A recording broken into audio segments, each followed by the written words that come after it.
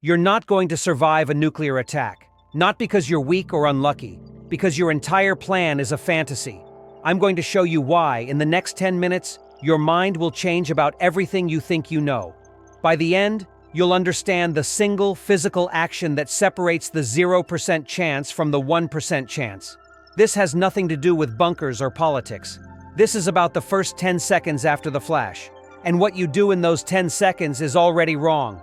Let's start with the first comforting lie you believe, that you'll know it's coming. You picture a warning, sirens, a news alert, time to gather your family, your go bag, your dog. This is where the failure begins. Because for most people in the blast zone, the first and only warning will be the light. A light so bright it feels like the sun is in your living room. If you're looking at it, you're already blind. That's the first irreversible point. Your vision is gone before the sound of the sirens, before the shockwave, before the heat.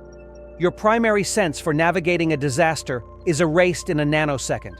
You are now operating in a world of sound, heat, and pure terror. Think about your morning. You're making coffee. You're scrolling on your phone. The window is to your east. There is no roar, no rising sound, just a silent, instantaneous filling of the world with white light. Your instinct is to look, to go to the window, to see what it is. That instinct kills you, because the light is just the opening act.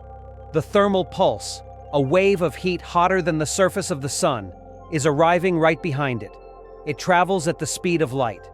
If you are in the open or near a window, that heat will give you third-degree burns over most of your body in less than a second. Your skin simply cooks. There is no pain yet.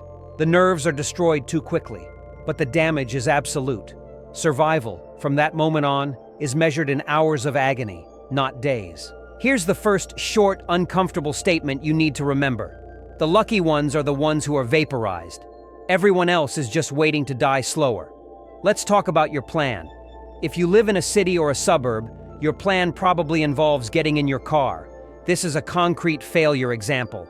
An ordinary person, let's call him Mark, sees the flash. He's not blinded. He reacts. He grabs his keys, runs to the garage, gets in his car.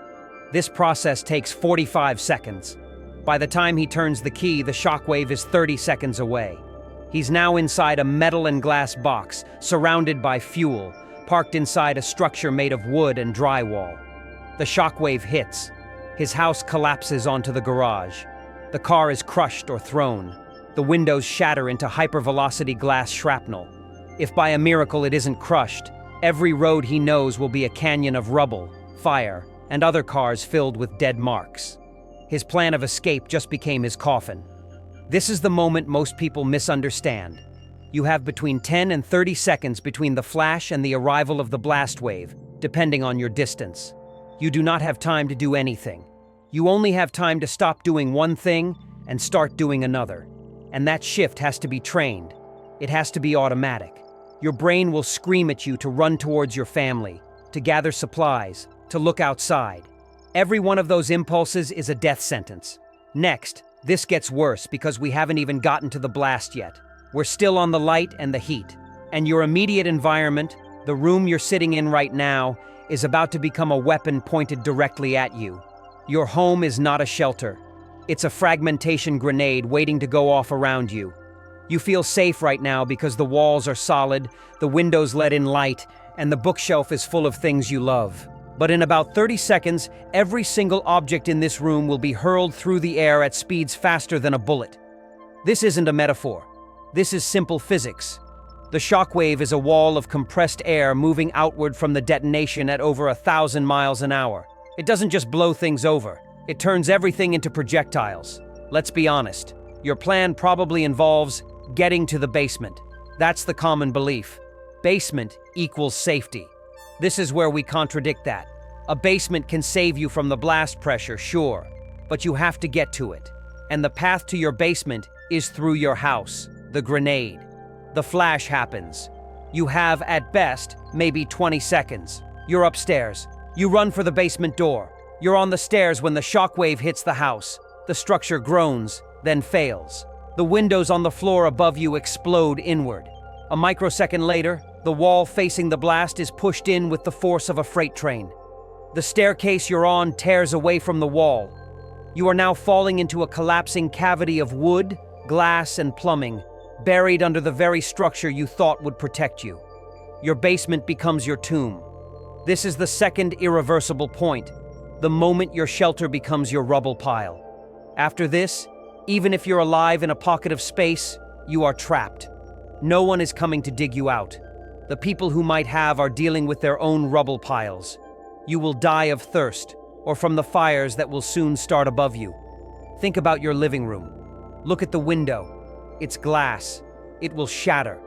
But not into a few big pieces. It will pulverize into thousands of razor-sharp fragments, blasted inward at speeds that can decapitate. Look at that bookshelf. Every hardcover book is now a blunt weapon flying across the room. The TV is a glass and plastic missile. The kitchen? Every plate, every mug, every knife in the block is now airborne shrapnel. The shockwave doesn't care. It just turns your life into a cloud of deadly debris. Here's the short, quotable line. In a nuclear blast, your toaster is just as deadly as a landmine. Let's take a concrete failure example involving an ordinary person. Sarah is at home, in her bathroom brushing her teeth. The flash goes off. She's not blinded. She's smart. She's prepared. She knows she should get to the center of the house, away from windows. She runs from the bathroom into the central hallway and ducks down, covering her head. This is what the old civil defense films told people to do. It feels right. It feels safe. And for a low-yield bomb, maybe it works. But for a modern strategic weapon, the hallway is a wind tunnel. When the shockwave hits, it doesn't just hit the exterior walls. It enters through every shattered window and door, screaming through the internal corridors of your house looking for an exit. Sarah, in the hallway, is directly in that path. The overpressure itself can rupture lungs. But more likely, the wind, hundreds of miles per hour, will pick her up and slam her into a wall with enough force to break every major bone in her body. Her correct action, based on old advice, placed her in the most dangerous interior space possible. This is where most people die. Not from the direct effects, but from the environment they thought was safe turning against them in a way they never imagined. They followed a plan. The plan was wrong. If you think you're neutral, just waiting for instructions from authorities on the TV or phone, understand this. The electromagnetic pulse from the detonation will have likely fried every unshielded circuit for miles. Your phone is a brick. Your radio is silent. The power is gone. The only authority left is physics, and it is merciless. Next, this gets worse because surviving the initial blast is just the ticket to the main event. And the main event is a world designed to kill you in the next 5 minutes. You've avoided being crushed or shredded. Now you have to avoid being baked or suffocated. You are now in the quiet. The deafening roar of the blast has passed. Your ears are ringing. The air is thick with dust, plaster, and the smell of ozone and broken wood. You can breathe, but every breath is full of powdered drywall and insulation. This is the calm, and it is a trap, because you have about 90 seconds before the second wave hits, and this one is silent, invisible, and absolutely inevitable. It's the thermal wind. Here's the blunt statement. If you survive the blast, your next instinct will be to stand up. If you stand up, you will die. Let me explain. The explosion creates a massive fireball. That fireball sucks millions of tons of air and debris upward, creating a powerful low-pressure zone at ground zero.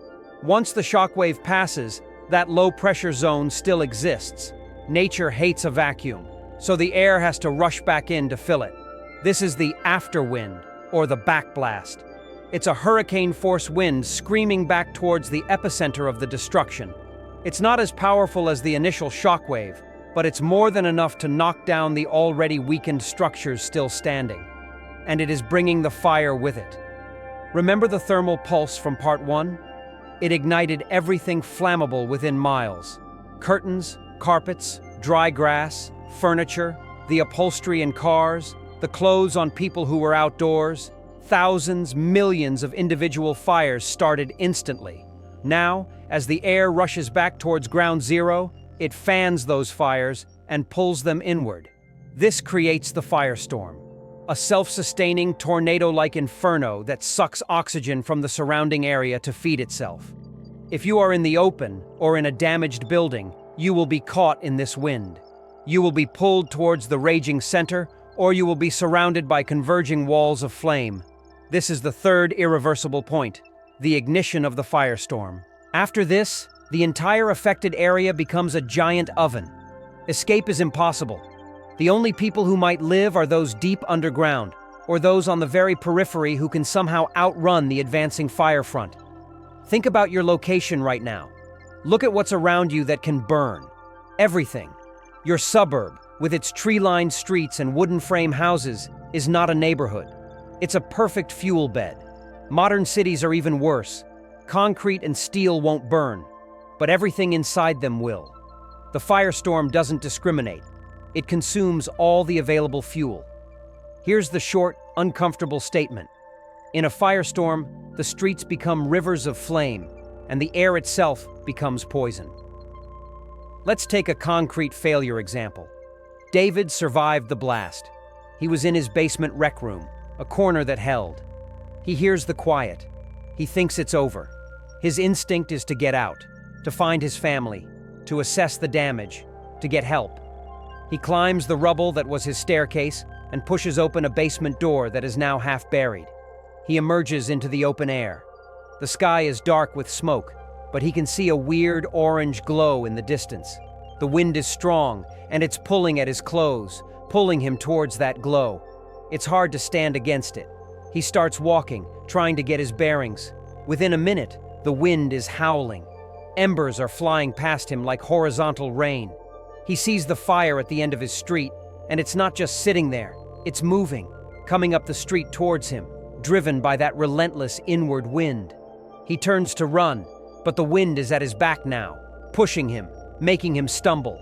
He falls. The superheated air sears his lungs before the flames even reach him. David survived the atomic blast. He died in the conventional fire that followed. If your plan depends on authorities like the fire department, understand, they no longer exist. The fire stations are rubble or are on fire themselves. The water mains are shattered. There are no hoses, no trucks, no brave firefighters coming to save you. The fire is a force of nature now, on the scale of a forest fire, but burning in a city. It cannot be fought. It can only be outrun, and you have a 90-second head start.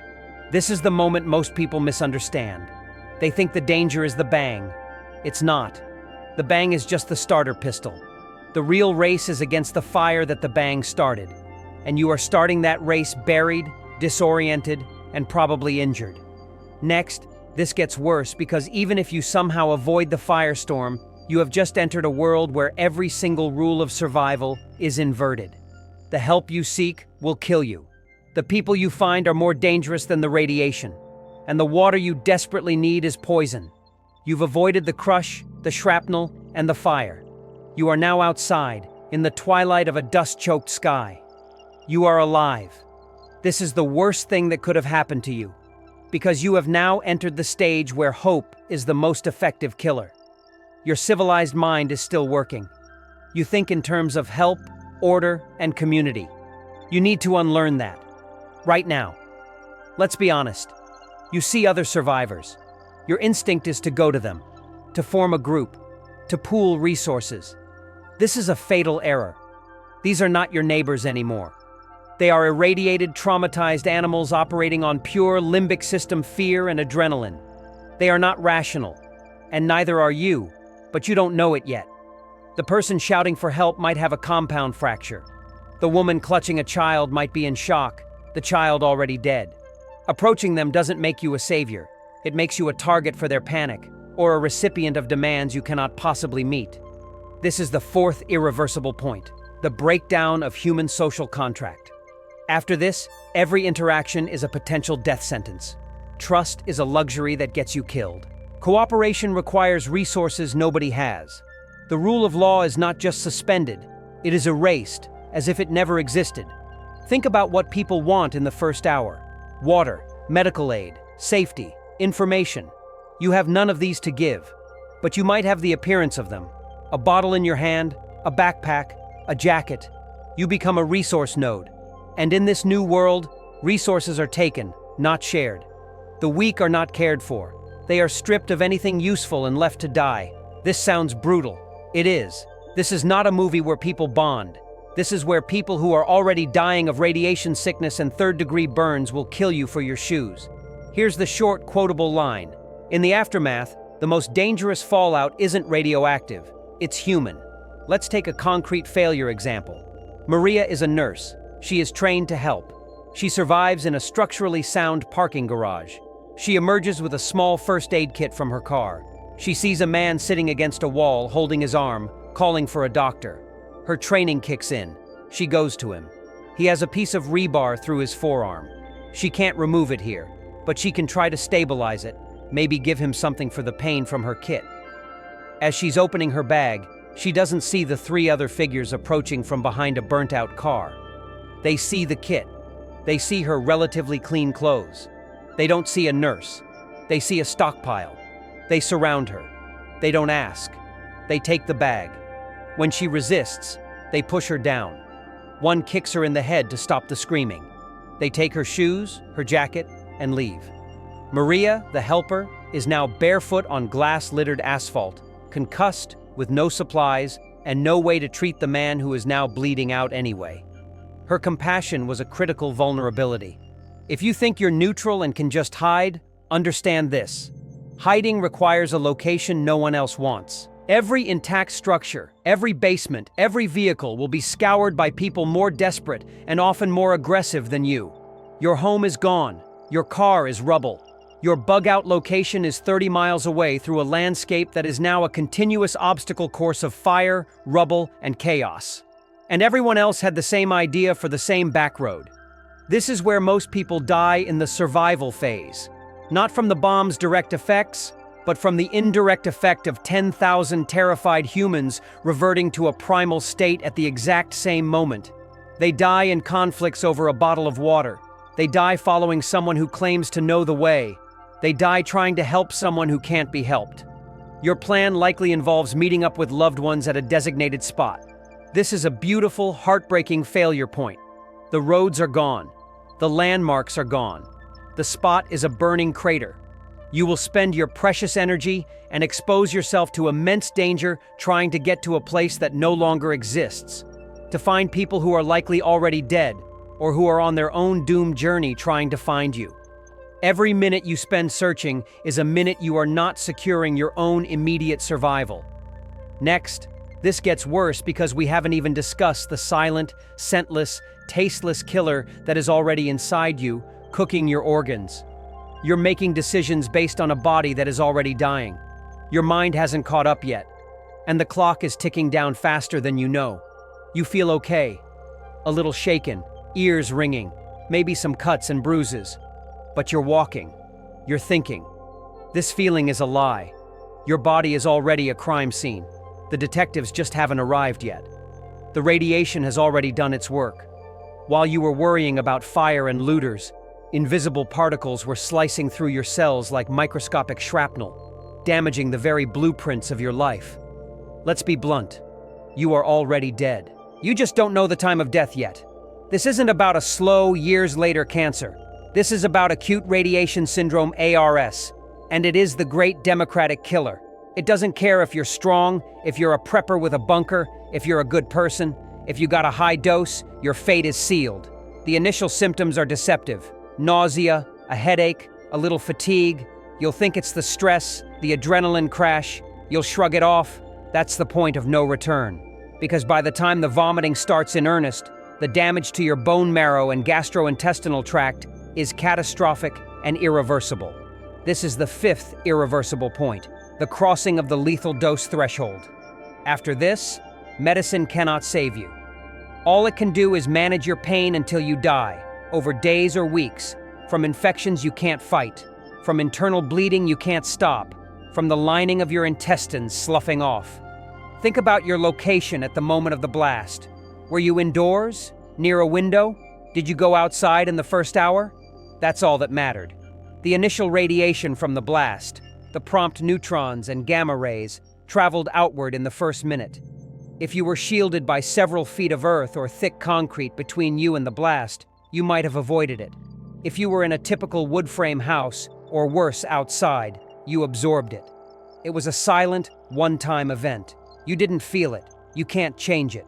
The dice were thrown in that instant. Here's the short, uncomfortable statement. In the right zone, radiation sickness turns your body against itself and you decompose while you're still breathing. Let's take a concrete failure example. James was smart. He had a plan.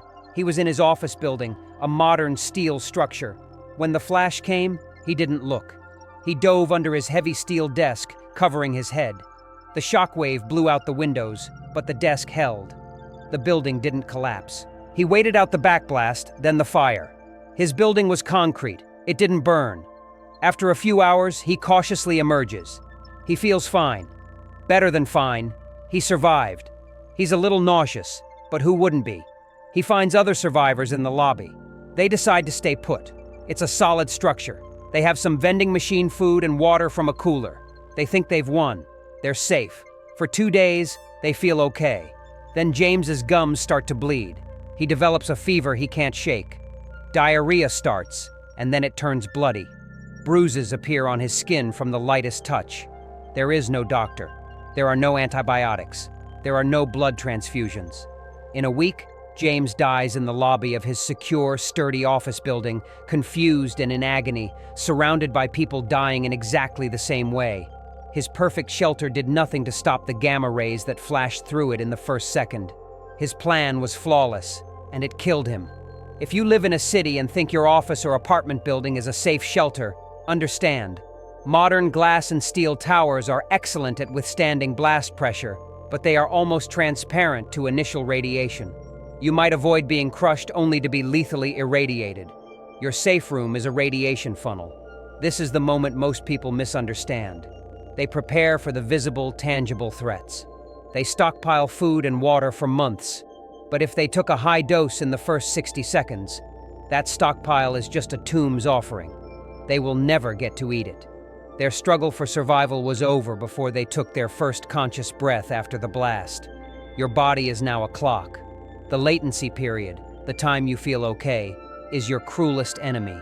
It tricks you into thinking you have time, that you should travel, that you should expend energy.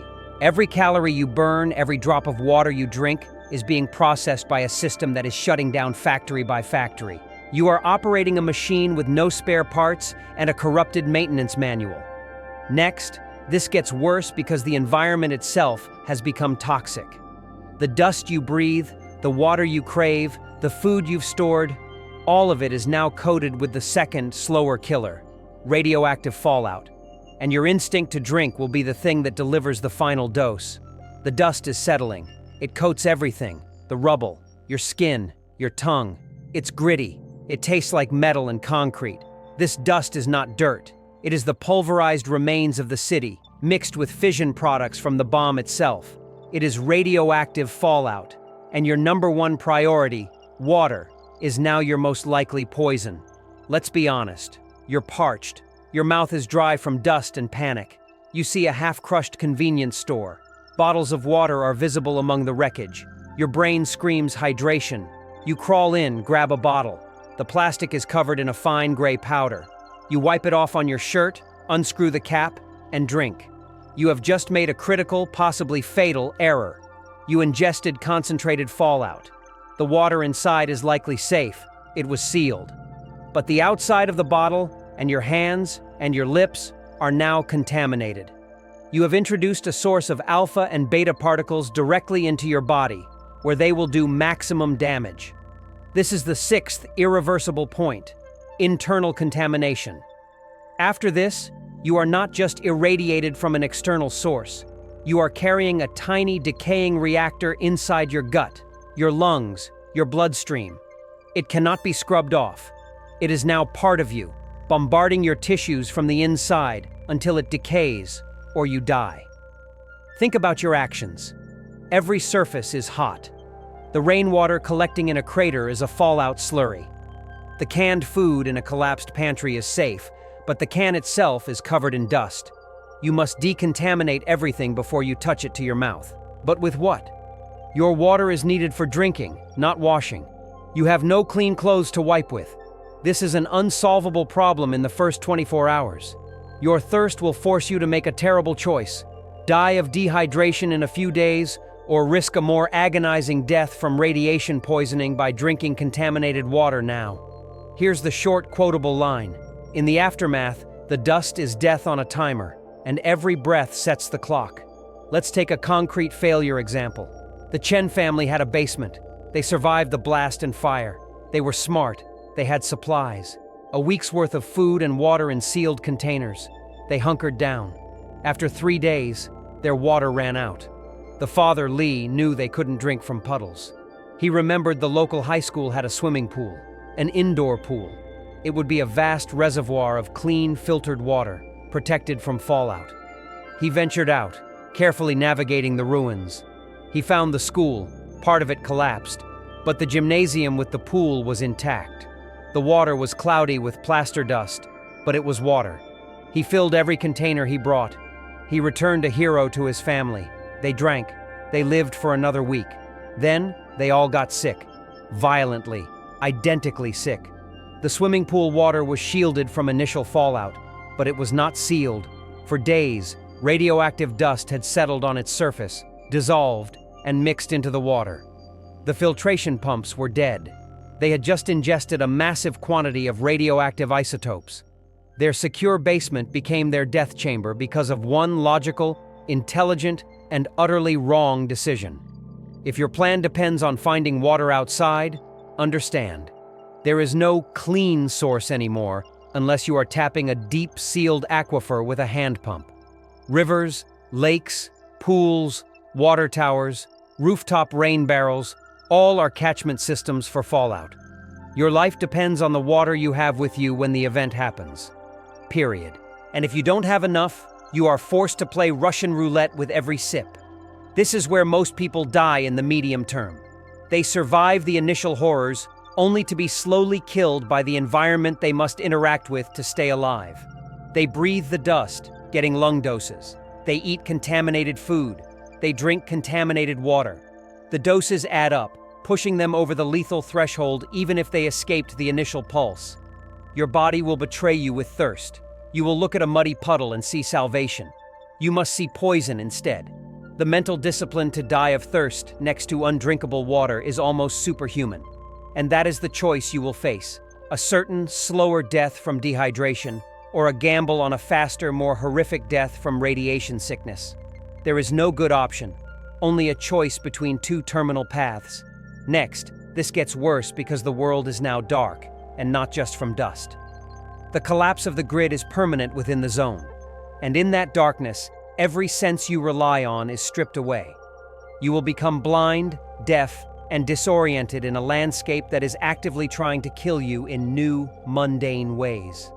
A simple cut becomes a death warrant. The sun is blotted out by the dust in the upper atmosphere. It's not night, but a permanent, gloomy twilight. Even at noon, the temperature is dropping. This is nuclear winter on a local scale, and it starts within days. But you won't care about the climate. You'll care about the fact you can't see your own feet. The power is gone, forever, here. There are no streetlights, no building lights, no car headlights. When the real night falls, it is an absolute, suffocating blackness you have never experienced. You are functionally blind. This isn't just an inconvenience. This is a new phase of the kill chain. Your modern human brain is not equipped for this. You rely on light to navigate threats. In this darkness, every sound is a potential predator. Every stumble is a potential fall into a fissure, onto rebar, or into a contaminated water pool. A turned ankle in this world is a death sentence. You can't run. You can't scavenge. You become stationary prey. This is the seventh irreversible point, the permanent loss of ambient light and information. After this, you are operating in a void. You cannot plan. You can only react to immediate stimuli in your arm's reach. Your world shrinks to the tiny circle of light from a flashlight, if you have one, and the batteries to run it. And when those die, your world shrinks to zero. Think about your preparedness. You have a flashlight in a drawer. Do you have spare batteries? Are they in the same drawer? Is the flashlight even where you think it is? Or is it buried under 10 tons of rubble that used to be your home? Your phone has a light. Its battery is at 12%. You will use it once, for a few precious minutes, and then it is a dead brick forever. Light is now a currency more valuable than gold because it directly trades for safety and information. Here's the short, uncomfortable statement. In the eternal darkness, you will break your leg on a child's toy, and you will die of sepsis next to it. Let's take a concrete failure example. Anya and Ben are a couple who survived in their suburban basement. They have a good stockpile: food, water, a first aid kit, and a single LED flashlight with 2 sets of batteries. After a week, they need to find more water. They decide to scout during the day, but the day is now a dim, brown haze. They find a stream a half-mile away, but the water looks suspicious. They decide not to drink it. On the way back, Ben steps into a hidden erosion gully washed out by broken pipes. He falls hard, his leg twisting under him. There's a sickening snap. It's a compound fracture. The bone has pierced the skin. They are less than a mile from their basement, but Ben cannot walk. Anya cannot carry him. They have no painkillers strong enough. They use their precious flashlight to signal for help. No one comes. Or worse, someone does come, sees their vulnerability, and takes their backpack, leaving them with nothing. Ben dies of shock and blood loss over the next day. Anya, sitting next to him in the gloom, dies of hypothermia or dehydration a day later. The bomb didn't kill them. The broken leg did. In a functioning world, an ambulance arrives in 10 minutes. In this world, a stubbed toe can be a capital offense. If your plan depends on moving, on scavenging, on relocation, understand this. You are one unseen obstacle away from catastrophic immobilization. The landscape is no longer a landscape. It is a chaotic, treacherous ruin field. There are no clear paths. There are holes, sharp edges, unstable piles that can collapse at a touch. Navigating it in the half-light is a constant, exhausting risk assessment, and you are doing it while starving, dehydrated, and likely suffering from the early stages of radiation sickness. This is the moment most people misunderstand. They think in terms of gear and supplies. They don't think in terms of information. Light gives you information. A high vantage point gives you information. A working radio gives you information. Without it, you are a rat in a maze where the walls are made of knives and the exits lead to more knives. You are making decisions in the dark, literally, and the statistical certainty of a fatal error approaches 100% over time. Your safe movement radius shrinks with every hour of darkness. You become tethered to your shelter not by choice, but by the sheer impossibility of navigating the unseen hazards beyond your door. You are not living. You are waiting in a dark room for your body to fail, or for a threat you cannot see to find you. Next, this gets worse because the microbial world, which has been held at bay by civilization, now declares open season. Your body's defenses are crippled by radiation, and every wound, every sip of water, every breath of damp air is an invitation for an invasion your immune system can no longer repel. The infections that come are not like anything you've ever seen. They are fast, brutal, and utterly untreatable. You have a cut on your hand. You don't even remember how you got it. Maybe from crawling over rubble or tearing open a can. It's small, a little red line. In the old world, you'd rinse it, maybe put a bandage on it, and forget about it. In this world, that cut is a death warrant. It's the front door, and you've just sent out invitations to every pathogen in a 50-mile radius. Let's be blunt. Your immune system is now offline. The radiation that damaged your cells also destroyed your bone marrow. You are no longer producing meaningful numbers of white blood cells. You are a nation without an army, and the borders are wide open. An infection that would have been a minor nuisance, a scratch, a cold, a bit of food poisoning, will now rage through your body unchecked. There are no antibiotics in the pharmacy. The pharmacy is an irradiated pile of ash. And even if you had them, with no immune response, they would be largely useless. The infection will win. This is the 8th irreversible point, the transition from trauma death to infection death. After this, The cause of death ceases to be the bomb itself. It becomes a splinter, a cough, a sip of dirty water. The bomb just set the stage. The microbes will perform the final act. Think about your environment now. It is a perfect bacterial breeding ground.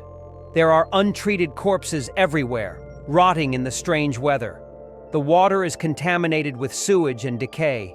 The dust you breathe is full of mold spores and bacteria lifted from the rubble of hospitals, bathrooms, and kitchens. There is no sanitation. There is no clean water for washing.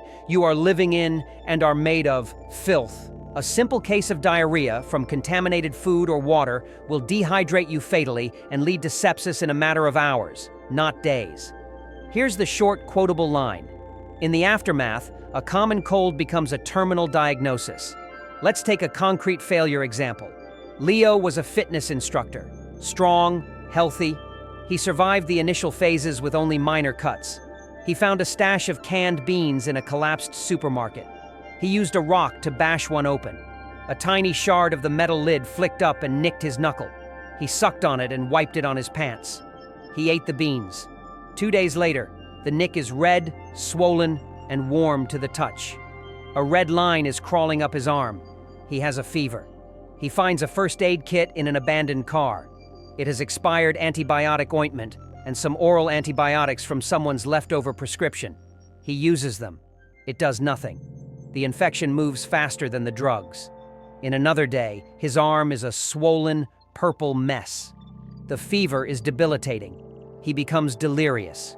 He dies in a doorway, not from radiation, not from blast wounds, but from a staph infection introduced by a can of beans. His strength was irrelevant. His immune system, neutered by radiation, never stood a chance. If your plan depends on your health or a first aid kit, understand.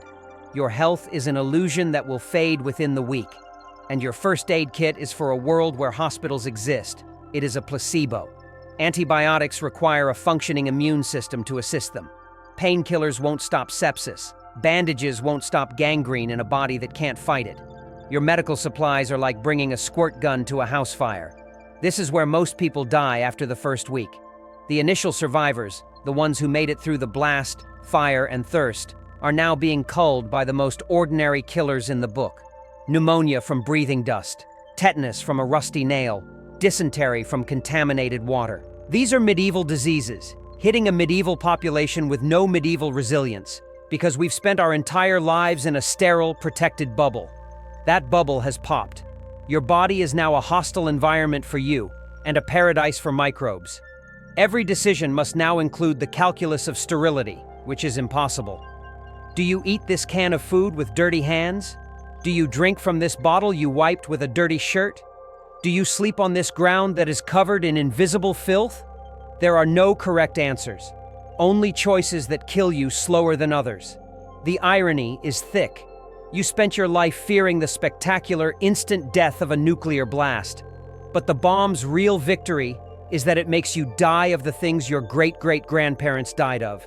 It doesn't just destroy cities, it destroys the 20th century.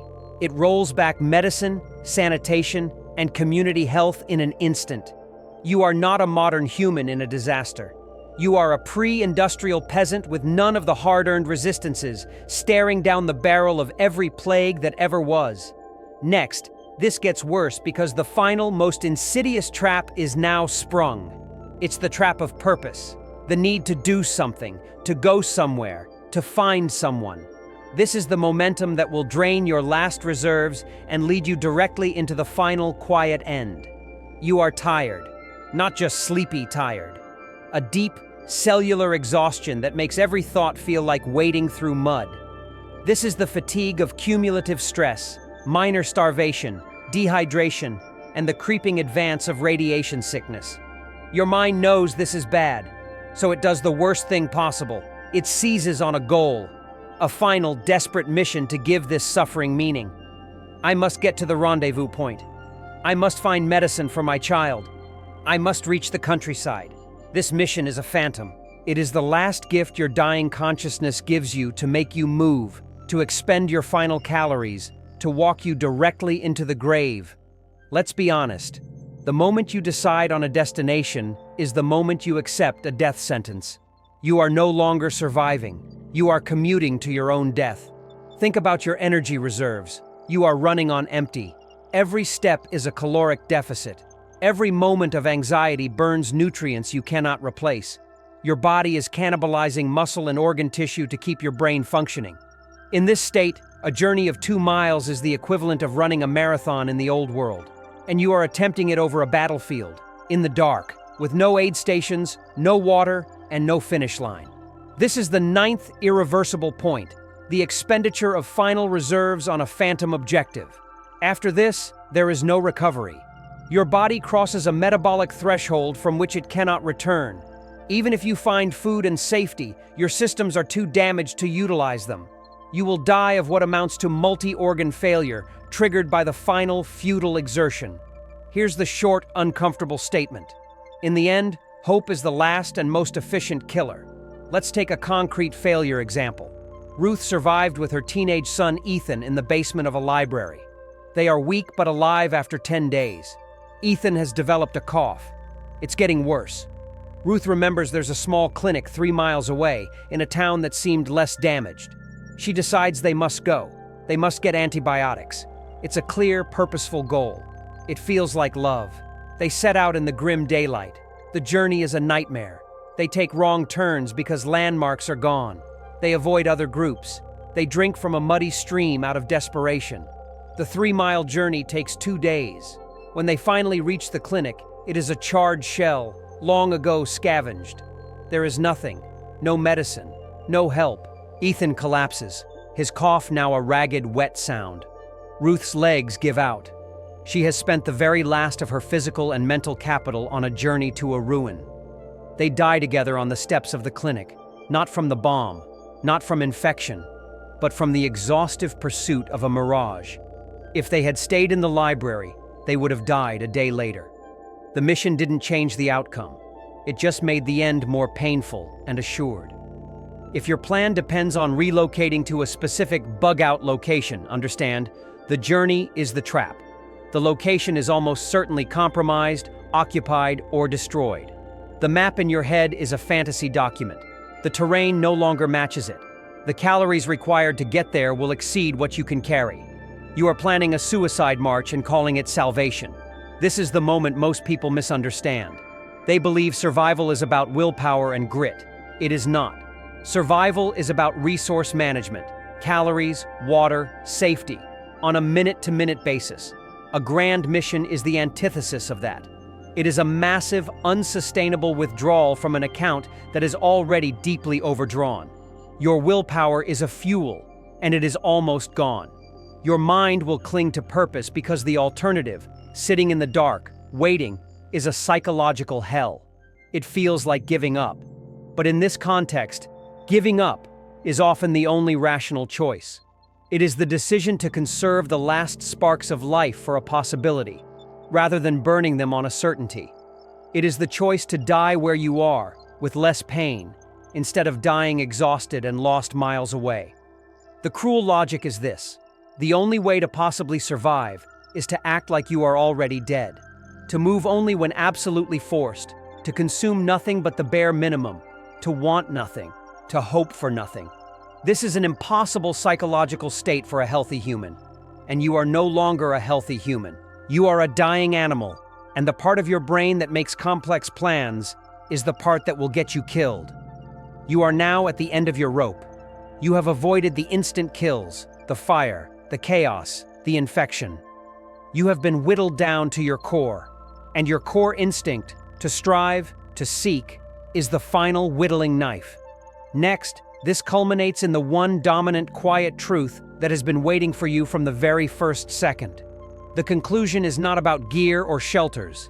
It's about a single, devastating realization that redefines what survival even means. Survival isn't about living through it. It's about why you wouldn't. We've walked through the 10 stages, from the flash to the final exhausting delusion. And if you're honest with yourself, you've already failed multiple times in this script. You looked at the window in your mind. You pictured yourself running to the car. You felt the thirst and imagined drinking from a bottle. You saw yourself on a mission. You failed the simulation your own brain just ran. The single dominant conclusion is this: you are not built for this. Not morally, not physically, not psychologically. Your entire life is a series of optimized comforts and deferred decisions that have made you exquisitely vulnerable to a discontinuity of this scale. Your civilization is a shield. The nuclear attack is not an event that happens to you outside that shield. It is the instantaneous and permanent removal of the shield itself. You are then left naked in an environment engineered by that same civilization to become maximally lethal the moment the maintenance stops. This isn't a judgment. It's physics, biology, and psychology. The chain of failure is logical, sequential, and for the vast majority, inevitable. The irreversible points stack up like dominoes from the first nanosecond. Blindness, shelter failure, firestorm, social collapse, lethal irradiation, contamination, immobilizing darkness, systemic infection, and final exhaustive futility. Avoiding one requires near-perfect knowledge and reaction. Avoiding all 9 is a statistical fantasy. Your takeaway cannot be a better plan.